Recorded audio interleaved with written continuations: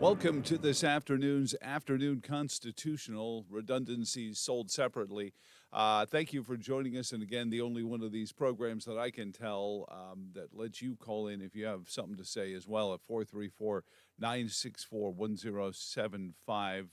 But we've got a lot to get into this penultimate day into Memorial Day weekend. And we're going to cover some Memorial Day issues, and we're going to talk to some folks who have lost friends and loved ones overseas and in the service of our nation. But a reminder and a lot of reaction to yesterday's show, where we got into what the Media Research Center discovered about the Department of Homeland Security grants that were being used to target our conservative voices on campus and as well in public spaces. Even the Republican Party was targeted by these grants from the Department of Homeland Security under the guise of fighting domestic terrorism, and so many reactions, a couple of them to the point where folks were concerned that we would wind up on that list. And well, okay, that's kind of more of a badge of honor. And this one particularly, it said, how are we supposed to stop this? Well, it was stopped, believe it or not. This grant program was stopped under the Trump administration. It was stopped briefly. Brent Bozell was telling me this, and that the program did stop briefly while President Trump was in office. He didn't use it against Black Lives Matter. He didn't use it against Antifa. He didn't do any of that. But he did put a kibosh on it. So there is an upside, and it can be done. And with some of these programs, because they're under the directorate of what we refer to here on this program as the Royal Presidency, there can be things done about that. Now, we're also going to visit a little bit later on and touch on this. So if you're still concerned about this program and this Department of Homeland Security grant program, we're going to talk about it with constitutional rights attorney Jonathan Emord, and he will help us through some of that bramble. But he also has some thoughts as we head into Memorial Day weekend and the debt ceiling, since the Senate, of which he would like to be part of, has gone away for the week. Actually, they've been away all week. The House is taking a lot of hits because they've recessed on Friday, and everyone's screaming about that. But the Senate left town a week ago, and nobody had anything to say about that. So joining us, though, to kick it off, and a story that tears at your heart because it is, as I've said frequently, the most important ambassadors we can have in theater are men and women in uniform. And I rue the day when we go to a soldierless battlefield because that takes away the greatest gift we can give to a foreign land, which is seeing our men and women who serve our country. And joining us now to talk a little bit about a story that it really was a sidebar to this are the Masts. Major Joshua Mast is going to join us to talk a little bit about his service in Afghanistan and his work now with the Pipe Hitters Foundation, as he was trying to do something so atypical from what the stereotype of an American Marine is, which he reached out to adopt a baby girl orphaned in a car bombing, as I understand it. And Major, thank you for joining us today. I saw you had a camera on there for a moment. It must be our leadoff segment. Our leadoff segments have been having a tough time with cameras, and then we get better with it later on. Do the cameras need to warm up? Did we get them at a discount from the 1950s? I don't know. But Major Mast, are you there? Yes. Can you hear me okay? We can hear you fine. I saw you there for a moment, but then we lost the camera there. Bear with me here. Not a problem, and I appreciate, and we will allow the recording. And recording in progress. Thank you. I think recording stopped. Okay. I'm not sure what's going on here with my permissions. I'm just trying to. It's quite all right. Like I said, it happened with our commissioner of the Department of Veteran Services, Daniel Gade, yesterday as well. And I think it just is a virus that impacts the first guests on it, all of our shows these days. I don't know, but I'll tell you what, we're going to continue because I can hear you, and hearing the story is important as anything while you work on the cameras back there. Certainly. But tell us a little bit. First and foremost, Marine serving in Afghanistan, car bomb, and goes off, as I'm sure was not an unusual occurrence there. And there was a baby. Tell us how you came to be in the process of adopting this baby that apparently, as I was told, had been orphaned by this car bombing. Well, a couple of things. First of all, I'm Jonathan Mast, who is Major Mast's brother. No, you're right. I have 5 brothers, and let's see, 4 of the 6 of us start with the letter J, so it's very easy to confuse us. Yeah, so I'm Jonathan Mast. I'm his younger brother. I apologize for the confusion there, Jonathan. No, not at all. It's perfectly fine. And I appreciate you having me on the show. Delighted to be here. And I am so apologetic that my camera is not working for me here. That's okay. So tell us about your brother's story and this baby that they were trying to adopt that was nearly killed in this car bombing. Of course, yeah. So, and I wasn't actually I'll set a couple of things straight here. So, in September of 2019, my brother Joshua was in Afghanistan, not a member on this particular raid, but there was a raid that took place at an Al-Qaeda foreign fighter compound in Afghanistan. So these are foreign fighters, not Afghanis. They think they were Chinese Uyghurs or anyway, but they most definitely were not Afghani. And the special forces, U.S. Army Rangers, along with some support troops from Afghanistan, went and raided this compound. They were a high-value target. And anyway, so in the process, they had everyone there at the facility was killed. All the foreign fighters, that is, except for this little baby girl who was approximately 6 weeks old. They codenamed her Starfish, but I'll get into that later. Anyway, so there wasn't a car bomb involved. There was a bombing, but it was what had happened was this is a lot of detail. I'll try to summarize best I can. Oh, what happened was essentially the U.S. Special Forces engaged along with the Afghan support troops, and the father was killed, and then the biological mother, eyewitnesses say that she detonated a bomb on herself. Oh gosh! So it was terrible. They tried to save her life. There was a collapsed lung, and she had eyewitnesses say that she had the baby in her arms, and miraculously the baby survived. Had a fractured skull and a broken femur. So anyway, U.S. The guy on the ground who was operating on the mother, trying to save her life, noticed the baby, picked her up, gave her to 2 U.S. service members, and said, don't let anybody touch her, take care of her. She's obviously very injured and in critical condition. And so that's how she came into U.S. care. Everybody else at the facility was killed. There was a dozen U.S. Special Forces members that were injured. A lot of them said that it was the worst they'd ever seen in Afghanistan.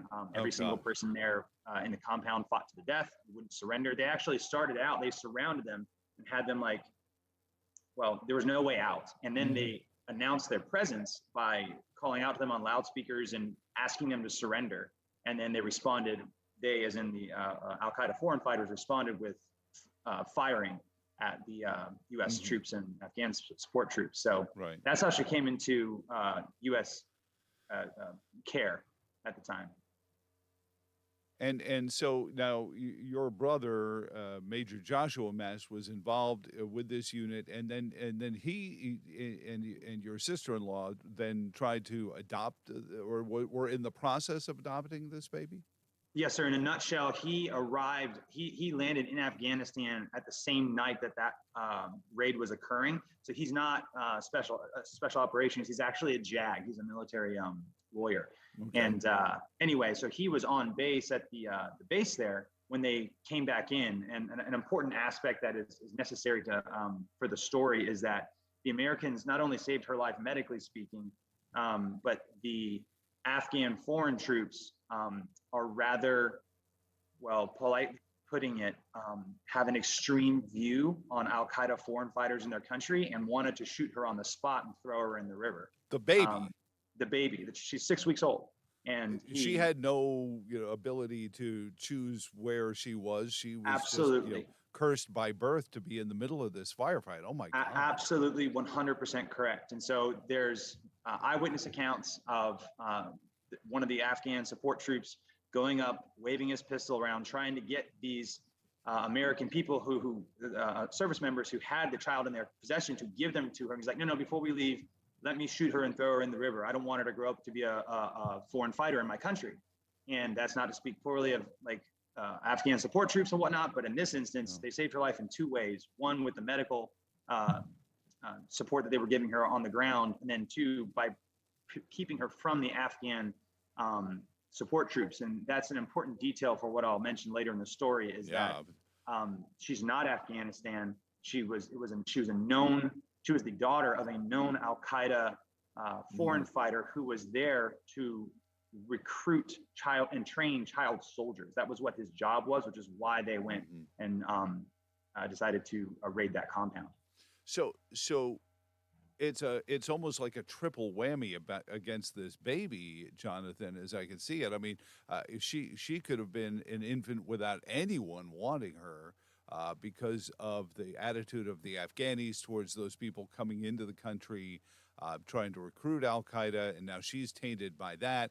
I guess just for the grace, these soldiers were trying to help her. And so now your brother's from the JAG. I imagine then he knows a little bit about our flagship city, Charlottesville, being home to the JAG school, and tell him we said hi from back home. So he comes into the picture. Do they come to him and say, can we do something? What can we do to help this baby? Right. So the baby comes into the Marine Corps base there, the medical base in Afghanistan, and he is there. And so they can't.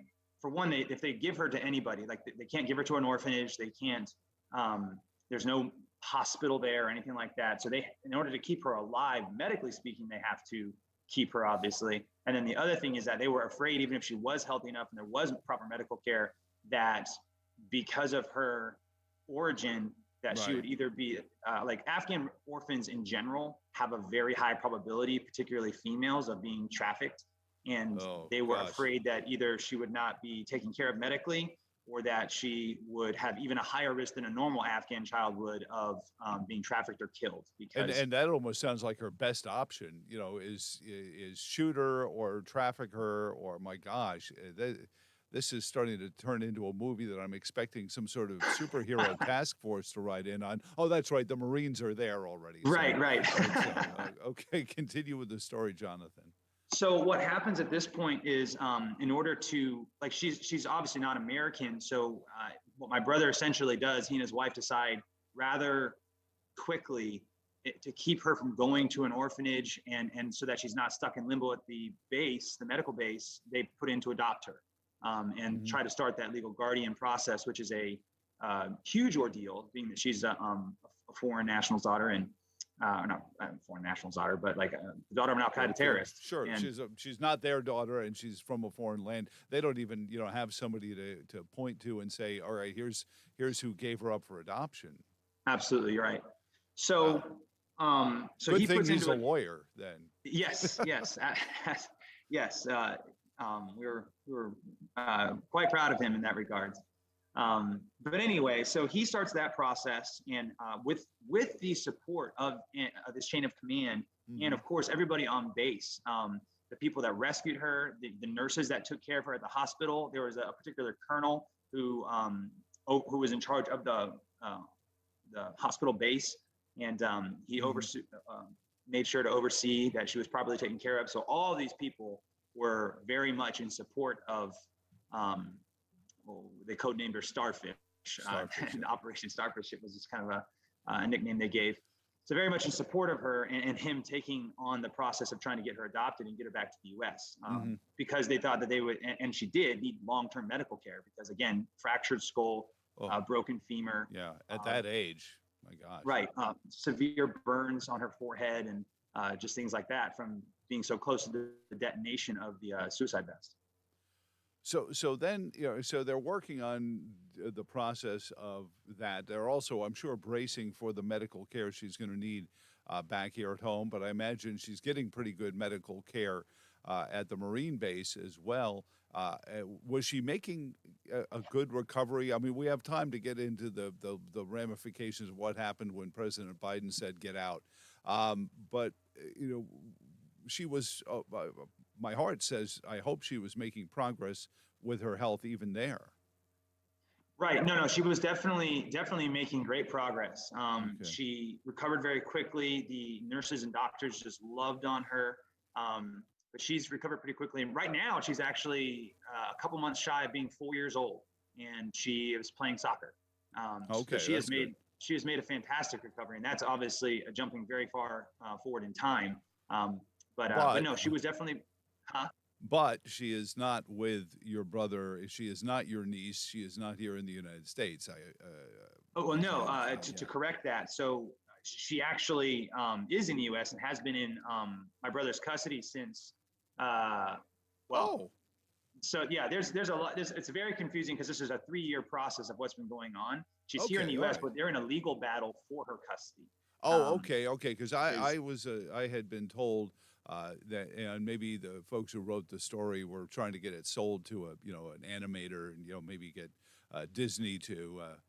There he is. There's Jonathan. There I am. There's Jonathan. Well, we can take the graphic down from his face now. So as I understand it, then you were then, or the baby was then left behind, as the president said everyone had to leave Afghanistan, and very abruptly. And we don't need to go into that. There's plenty of Memorial Day stories to talk about that didn't need to be Memorial Day stories because of it. But beyond that, so the president says everyone get out, and then so they clear out, but I imagine they were trying to take the baby with them as they evacuated Afghanistan. What happened then? Because I hear that it was a fairly high-ranking official that got involved. So a couple things to fill in between all this taking place. My brother tried to start the process of becoming a guardian and the withdrawal. Can you hear me okay? Am I talking loud enough? Yep, okay. Yep, you're fine. Between that process, what had happened was there's actually quite a lot, and I'll try to summarize as best I can. Again, this is 3 years in the making, and I had to write down stuff to try to keep it short. So what happened was, let me get my timeline right here. So in September 2019 is when the U.S. forces acquired her, for lack of a better term. And then my brother was on the ground at that time in Afghanistan. They started the process of legal guardianship. Prior to then, in July, the negotiations with the Taliban had already started between the U.S. and the Taliban, and they were in that process when they acquired her. That's an important detail. In October, so all this is happening where they're trying to the legal process. He's trying to get her a visa, get her an American identity, and get the Afghans, not the Taliban because they weren't in charge yet, but the current Afghan president, or the previous Afghan president. And then he had the Afghan Minister of Defense and the Afghan Minister of Social Affairs, who were recommending to the Afghanistan president at the time that because she was a foreigner, Al-Qaeda terrorist daughter, and all the factors that we've talked about already, they were recommending that he sign off on permission to give her a visa to come to the United States for minimum medical reasons, and also they were already aware of my brother's pursuit of trying to adopt her and to keep her in his care. Now, this is the president that took a powder as soon as somebody gave him an airplane. He was tailwind out, right? This Correct. Is the same president. Okay. Correct, and he was we believe going to sign it. So when that somewhere in that timeline, this is in 2019, a Department of State, somebody higher up in the Department of State who was at the embassy in Afghanistan, an American appointee, came onto the scene and saw what was happening, and for reasons that are still a bit of a mystery to me as far as the motivations why, opposed the process of him trying to become her legal guardian. During all of this time, they were trying to find if there was any living relatives, and multiple people had with different names and whatnot had come forward, either by like being notified by the Red Cross or things like that, to claim that they were a relation. However, the Afghan law and U.S. law required, because of obvious reasons that I don't need to go into, that you had to prove who you were, and then give a DNA test to show that you were actually a blood relative. And none of them were willing to give an ID to indicate who they were, or take a DNA test to claim her. And so, anyway. So that just murkies up the waters even more. Now you've got all these people who are claiming, and now it just slows down the process, doesn't it? Correct. And I can say with some authority that we know that at least one of those people who came forward to claim her popped up on the terrorist watch list and had terrorist ties. So obviously, even without of course, an ID or so. Anyway, I won't go too much into detail there. But case in point, there's a couple of people that we have for months and months. Again, they got her in September, and now it would be December, and for months and months, we have known that a couple of people have come forward to claim that they're a distant relative, but won't identify themselves and won't take a DNA test.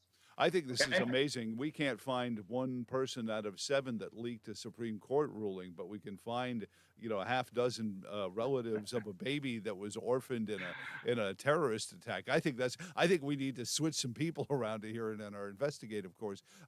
Jonathan. So now the politicians are involved, the president and these foreign ministers, and then our president says it's time to go. And they can't expedite it to help this baby go with them? Right. Well, so again, I got to back up a little longer. So under President Trump's administration, Vice President Mike Pence had actually authorized and said, direct quote, bring that baby home. And I had authorized that. And I don't know, as far as jurisdiction goes, like who has control of what, but case in point is we can at least say with authority the Vice President's office was in support of bringing her to the U.S. And so this is still 2019, 2020, I think. Yeah. Before January 20th, anyway. Right. And so in February, and this is again important to the timeline. So on once that Department of State person came onto the scene and found out that they kind of just said, we're not going to help you, but we're not going to oppose you, because they didn't think it was likely that she would get approved to come to the U.S. Little starfish, that is. Anyhow, once she found out that they had gotten the vice president's approval, the American vice president's approval, as well as the Afghan Minister of Defense and the Afghan Minister of Social Affairs were recommending that the Afghan president send her, 10 days later, they say, oh, actually, we found a living relative, and you know what? We're waiving any DNA requirements. What? No, seriously. Gosh. This is what happens. And so on February the 25th of 2020, they forcibly removed her from the nurse's care. And by this time, my brother's back in the United States. He wasn't allowed to bring her back with him. He's still working on it stateside. And then on February 25th, 2020, they take her away from the nurses at the hospital who were taking care of her. So she's been there October, November, December, January, February, 5 months now in U.S. care on this military base. And then February 27th, they announced the peace deal with the Taliban. So now,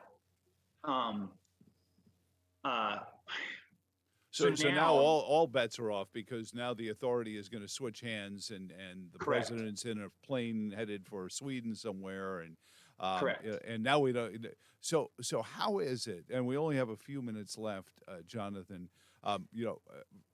the viewers who hear this, how can they help? What has the Pipe Hitter Foundation done to help motivate this along, to help move this along, and how can we help them help this baby, get into the right care and then grow up the rest of her years as your niece?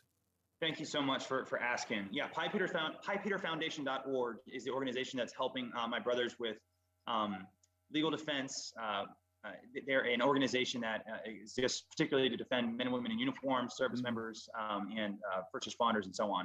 And so, anyway, if folks want to go to pipehitters.org, you can read this in a much better summary than I just gave, and get more details about it. And if you wanted to donate to help, because there's a custody battle going on now, because long story made short, Joshua, my brother, got the, what happened to the baby was she went to this person who claimed he was a relative. That person a few days later gave him to, I'm not joking, they gave the baby to this guy's son's betrothed 16-year-old child bride. What? That's real. Oh and gosh. so they found out who she was, and then long story short, advance up to the time of the American withdrawal, Joshua helps to get them out of Afghanistan along with one of his own translators, 3 siblings. Oh, thank goodness. Right. It was an incredible story. I know we don't have time to go into it. So they come to the U.S. and then their tune changes, and they claim that Joshua never told them that he was their legal guardian. They claim that he sprung it on them that he was going to take the child when they got there, like that they never knew anything about this, which is totally false.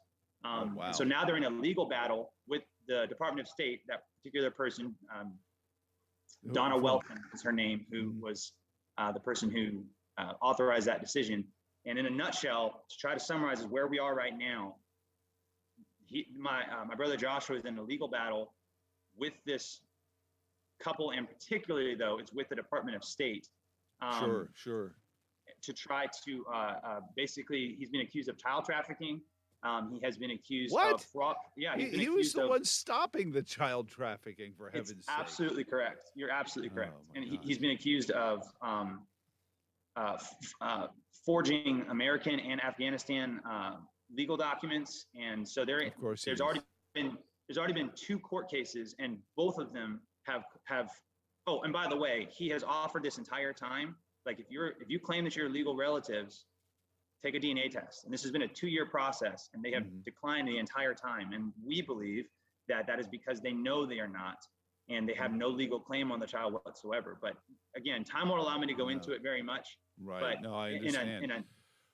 In a nutshell, he helped support them through the process.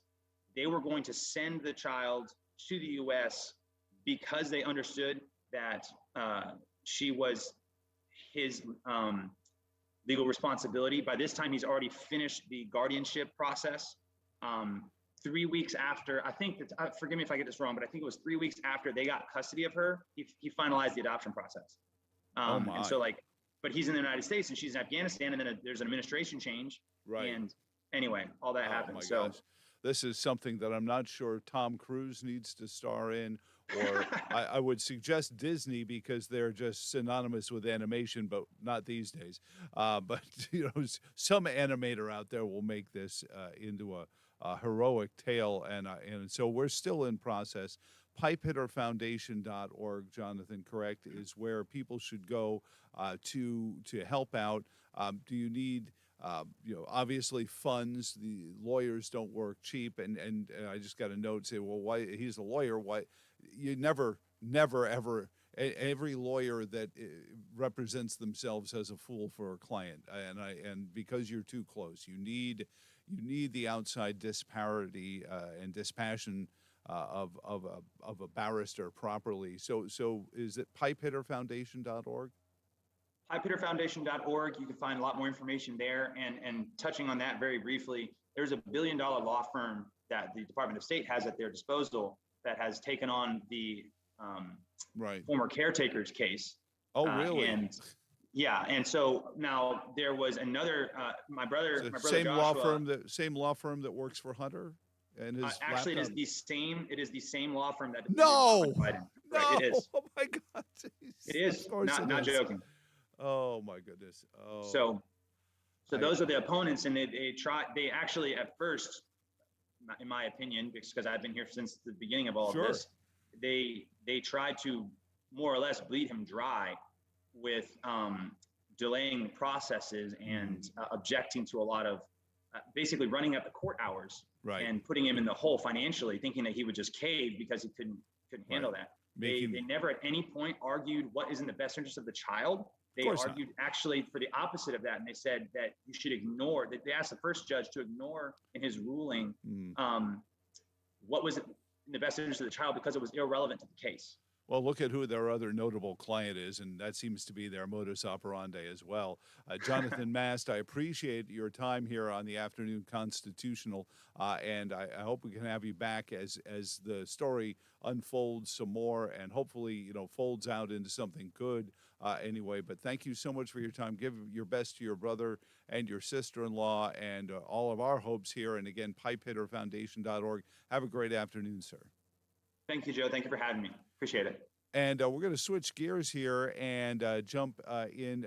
Maybe Jonathan Emord would have a thought or two on this. He is a constitutional attorney and somebody who knows quite a bit about law. I imagine not international law, but we're going to talk to him a little bit about several things. First, I hope, and if he hasn't been, he is in the midst of a Senate campaign where he's got some opponents, but he's trying to be the GOP nominee for U.S. Senate from the Commonwealth of Virginia, and so he's trying to work on that. Okay, that's not good here. Cancel that. All right, Jonathan will be joining us in a second here. But anyway, so he's running for U.S. Senate to run against Tim Kaine in 2024. So he's got a lot on his plate already. But one of the things I do want to ask him about is this amazing story that we reported to you yesterday from the Media Research Center work and discovering this Department of Homeland Security grant program to target, Turning Point USA, the Heritage Foundation, and the RNC. And targeting your political opponents. But I also want to talk about the Senate abdicating last week and bugging out of town in the midst of the debt ceiling and Memorial Day as well. And he is one of the great constitutional minds out there, and he's been at this for decades. And he started when he was 15. That's why he looks so young. He is Jonathan Emord. Jonathan, welcome back to the program, sir. How are you? I'm doing great, Joe. It's good to be with you. So first and foremost, talk a little bit about Memorial Day. And Memorial Day weekend is important to so many people. And I think it ties into this crazy story out of the Department of Homeland Security Media Research Center discovery that they're targeting internally people with these domestic terrorist grants. Because in order for Memorial Day to be important, those men and women who sacrifice their lives have to be doing it for the righteousness of the Bill of Rights and the Constitution and the limited government and the individual people that it's supposed to represent. I mean, that's my mindset on Memorial Day, and that's why I feel like this story is just, it's almost an affront to the idea of these men and women's sacrifices to see what the government that is a construct of this great nation. It isn't the nation, though they may think themselves to be that. What does Memorial Day mean to Jonathan Emord, and then jump off from that and talk about the importance as it relates to our civil rights. Well, Memorial Day has a tremendous meaning to me because it is wrapped in our history, and it's a history of the struggle for individual liberty and to maintain a republic and to prevent those forces that are always present around the world from destroying the genius that is the American Constitution and the values in the second paragraph of the Declaration of Independence. I'm drawn to think of all those heroes who put down a comfortable life from the time of the revolution all the way to the present, sacrificed their lives in service to our country for the very purpose of protecting our liberty. And they were from all walks of life, many of these individuals had much to live for, Mm-hmm.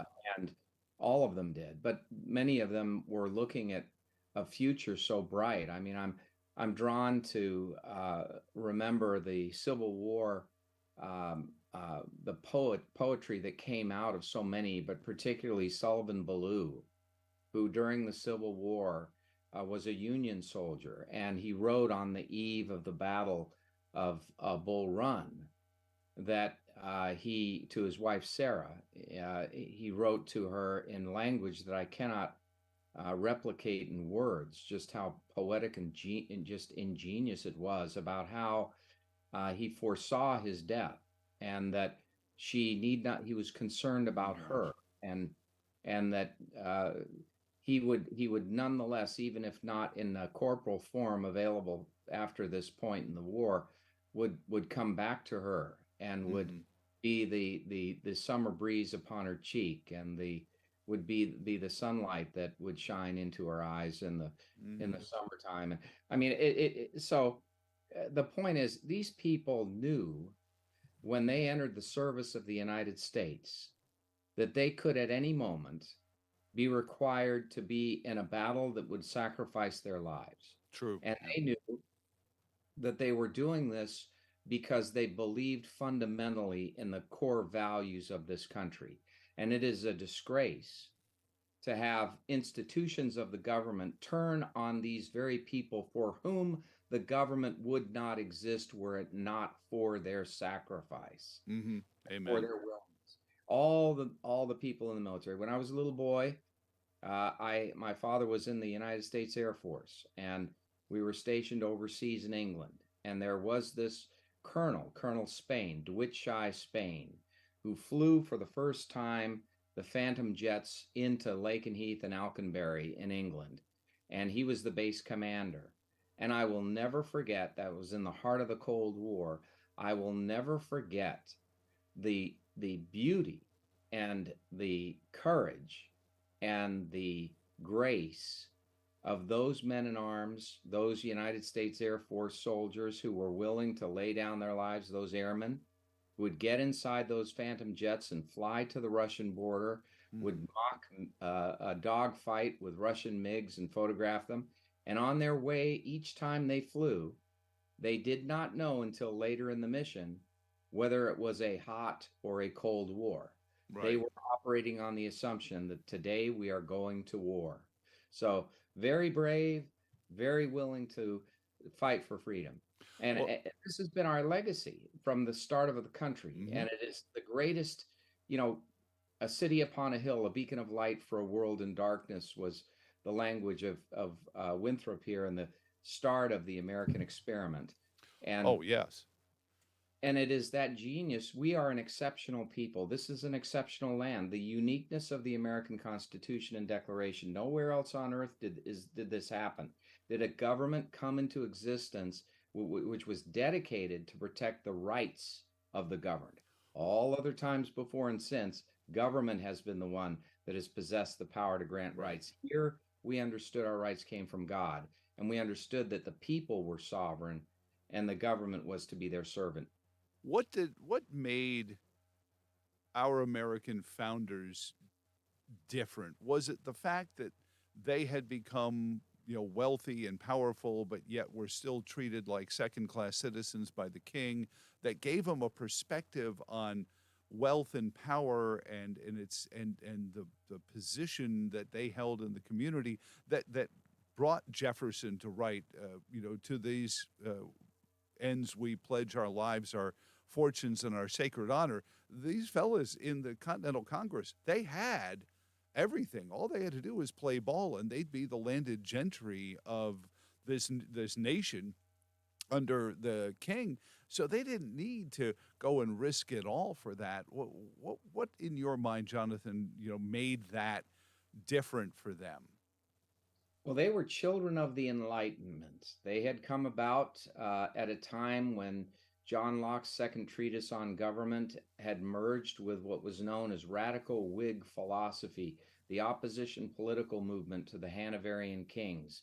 They were a part of that movement. They considered themselves to be radical Whigs.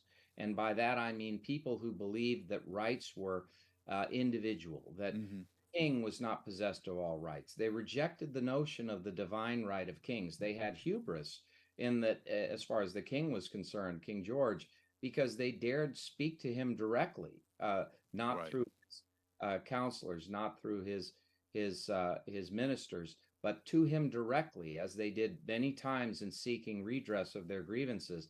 They regarded themselves as his equal. This was the Hmm. first time in the history of the world in which people in one country actually regarded themselves as equally entitled to rights with those who governed them. This failed miserably in France. The American Hmm. Revolution experiment was attempted in France because they couldn't get the idea quite right. They'd never fully appreciated what we meant. This was a unique instance in which essentially the philosophy of Locke in defense of individual liberty, the idea of a republic, the idea that a republic would be better than a monarchy because we would not have power centralized. It would be divided among branches and it would be secured by Hmm. limited government with expressly delegated powers. So they wanted to be a part of a unique revolutionary movement that established in this country for the first time in the history of the Hmm. world that government would be instituted among men to protect the rights of the governed, as the second paragraph crystallizes of the Declaration of Independence. Jonathan Emord is on with us. He's constitutional attorney. Emord4va.com is his website. And Jonathan, you mentioned Locke and you talk about the idea of individual rights, but you also brought up France. And my history is certainly not as deep and as profound as your historical research.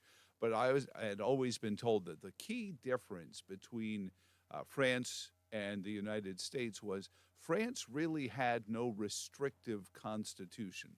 France's government really was whoever the king was, as Mel Brooks once said, "It's good to be the king."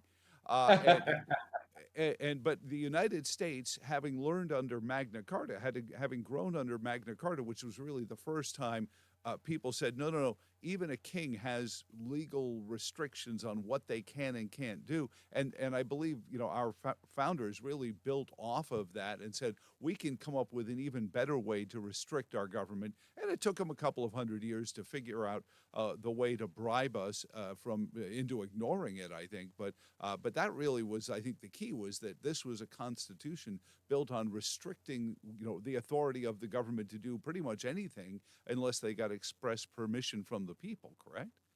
Right. It's the first time in the history of the world in which there was a written constitution creating a government. Hmm. They understood fundamentally that in order for a government to be a government, as they said, of laws and not of men, Hmm. that there needed to be a supreme law that governed those in power. As James Madison reflected upon it, he said that there would not be a necessity for government if men were angels, but by the same token, by the same token, he understood that they were not, and therefore they had to be bound down, Hmm. to use Jefferson's language, bound down by the chains of the Constitution. This was to be a restraint on power. You wouldn't know that from Joe Biden today, but the Constitution was to be a restraint on power, and the power was to be principally held by the people. And the states were to be a buffer between the federal government and the people in defense of individual rights as well. So this is a remarkable thing in the history of the world. We've never had it before. We've never had it since. And we ourselves are on the precipice of losing it. And so when we think of Memorial Day, please think of that great Constitution, that great Declaration of Independence. Hmm. In the second paragraph, you find the animating principles, the four animating principles of a republic that really filled the hearts and minds of so many Americans who have gone into service of their country. It is that which they've gone into service for. It is those principles. And therefore, when Americans rose to defend liberty, they certainly didn't rise to defend a socialist state, right? No. They did not rise to defend an unbridled executive power or a right to have open borders such that there is no country left of America. They didn't rise to do that. They rose in defense of this unique republic which they meant to preserve. And I salute them. I love them. I know them well. My father was one of them. And as I mentioned, I grew up in that environment. And really, America is a great, great country. We have nothing to apologize for. We have been great. The world has benefited enormously from the United States of America, not only in the largesse that Americans have always shown and the selfless sacrifice, but in their standing for a model of government unique in the world in which freedom reigns supreme. Amen. And that's what it's all about. And if we lose that freedom, we will have lost it all, because that's what America is all about. It's about freedom. It's about protecting freedom. You mentioned, the fragility of this, that this is the only time this has happened. And when people say, come on, Joe, they control all this, they control the media, they can control academia, they control these things. And first point I make is, and the conservative-minded people win half the time anyway. And which proves to me, mathematically speaking, that there are more of us than there are of them. But also, if we lose this, how long do we have to wait before somebody comes up with this idea again?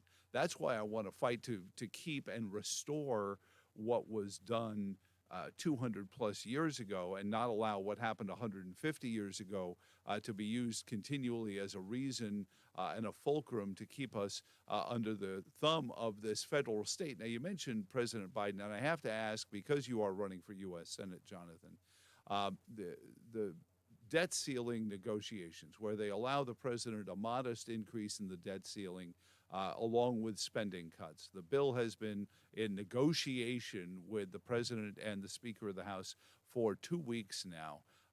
But one of those 2 weeks, Tim Kaine, who you hope to oppose in the Senate race, has been home. He's probably been holding campaign events.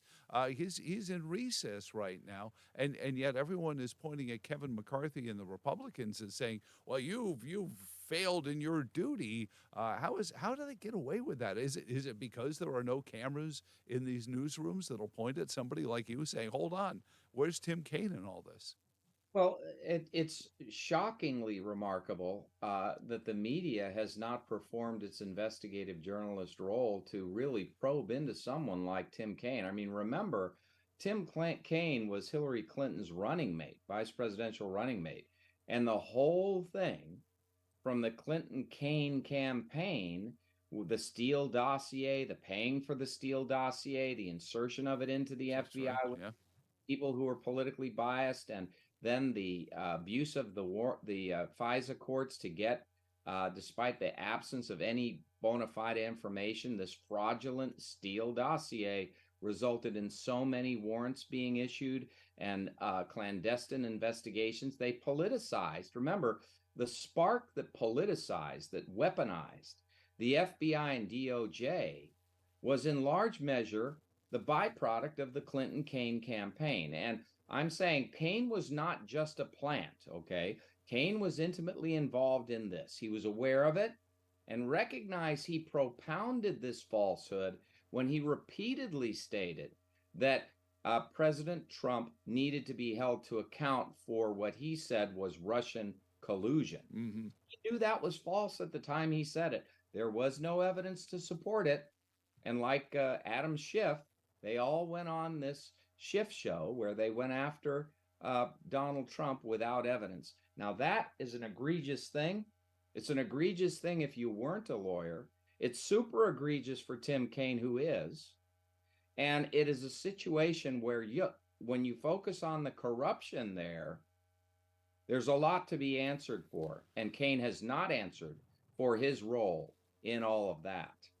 Well, and you talk about the Durham report and now proving, all of these things went on. And as I said, whether it's General Flynn on down, where do we go? Can we have the last 6 years thrown out as fruit of the poison tree, as they say in court, Jonathan? But beyond that, we see the spending which the federal government uses as that bribery to get them around the constitutional restrictions we were talking about before.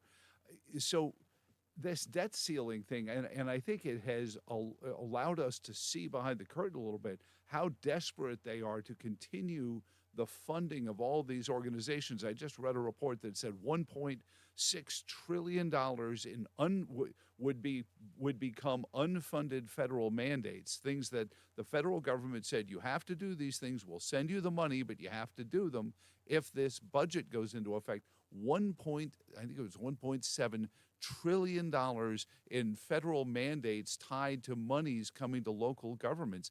This is so patently unconstitutional, and it's everything they learned after the Civil War and started doing, bribing police departments, bribing school boards, bribing all of these different local governments. Why 20% of Virginia's statewide budget is pass-throughs from the federal government. That stuff has got to stop. But to me, that's the bribery that has allowed us to get around the Constitution, Jonathan.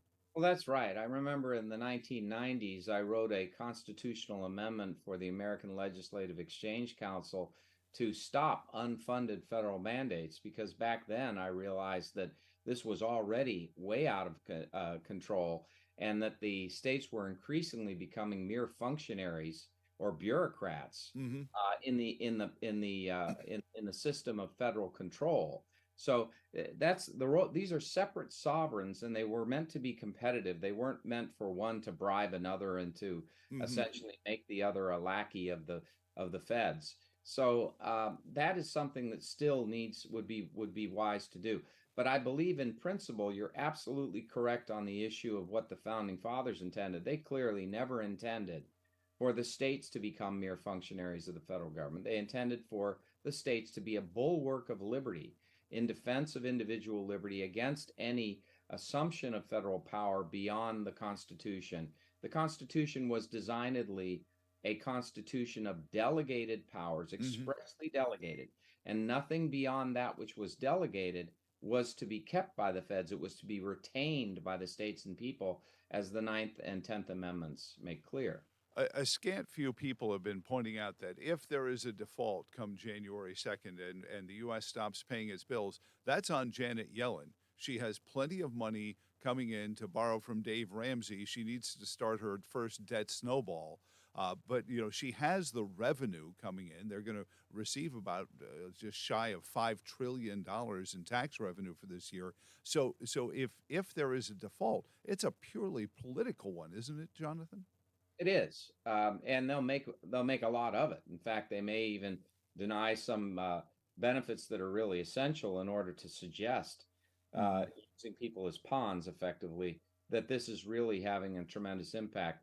They do need to get back to the bargaining table. They do have a relatively short period of time during which they can become adults and recognize that the government needs to restrict its spending. Of course, this administration may never be an adult. We've just witnessed, and Tim Kaine has signed every one of these, says voted for every one of these bills.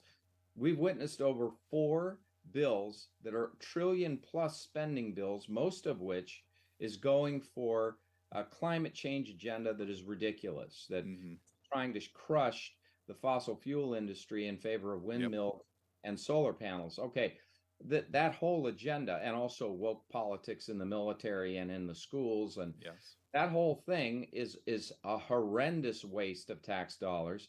And it's time for these people in Washington to get a clue and realize that they are breaking the back of people across the country with inflation, skyrocketing cost of gas, and also destroying so many jobs associated with the fossil fuel industry. I mean, this is a real crisis, and we're looking at a big crisis.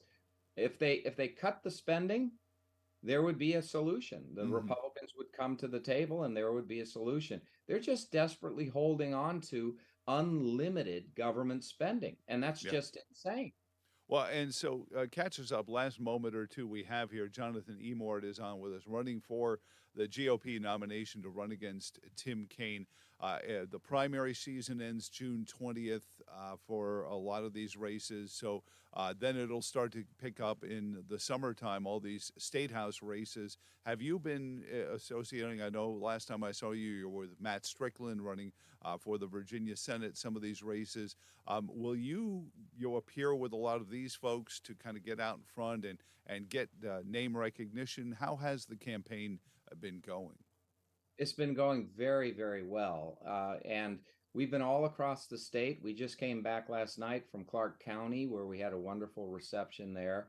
It is truly a miracle to see that so many people are now rising up in defense of their rights. Oh, as parents, they're rising up in defense of parents' rights. They're rising up in defense of their right to individual liberty against the mandatory vaccinations, and they're demanding justice. And they're also sick of a two-tiered system of justice, and they're also sick of a government that will not secure the borders. Mm-hmm. So our message is resonating very, very well. People are committing to our campaign early. And I believe when we come to the state elections too, it'll likewise be reflected in I believe, a majority of Republicans in the state Senate. I think we will have a Republican state Senate and a Republican General Assembly. And I believe the byproduct of that is going to be Youngkin's legislative agenda coming through. And I think a lot of people are going to see relief across the board because of that. But the job will not be done until we have Republicans in the position of the United States Senate in place of Kaine and Warner. Mm-hmm. I will take Kaine's job from him, and I will do the opposite of what he has done, which is he has favored a socialist agenda for this country, and I'm going to favor the Constitution and restoration of the Republic. We are a great people. Oh, yes. We come from a legacy of greatness. We are celebrating Memorial Day, and we recognize that Memorial Day is not a day that we should be raising the hammer and sickle. It is a day when we raise the stars and stripes. Absolutely. Beautifully said, Jonathan Emord. Thank you again. It's Emord for VA, it's all spelled out, .com. Thank you so much, sir, and we'll talk to you again very soon. Have a wonderful Memorial Day weekend. Same to you, Joe. Thank you. And thank you all for tuning in again to the reboot of this. As I said on Facebook today, I said, and I only just discovered this, I don't get out much. If Harrison Ford can come back for another Indiana Jones movie, damn it, I can come back for this. Thank you for joining us and have a wonderful Memorial Day weekend. Spend as much time as you can. I know in our flagship city, the oldest municipal Vietnam War memorial exists, the Dogwood Vietnam Memorial, Bedford, the Virginia War Memorial, the Vietnam War Museum in Nelson County. So many places for you to go and visit. Please do so and think about those who never came home, including the MIA and the POW there. Until then, for all of us here at the Afternoon Constitutional, I'm Joe Thomas. So long, and thanks for all the fish.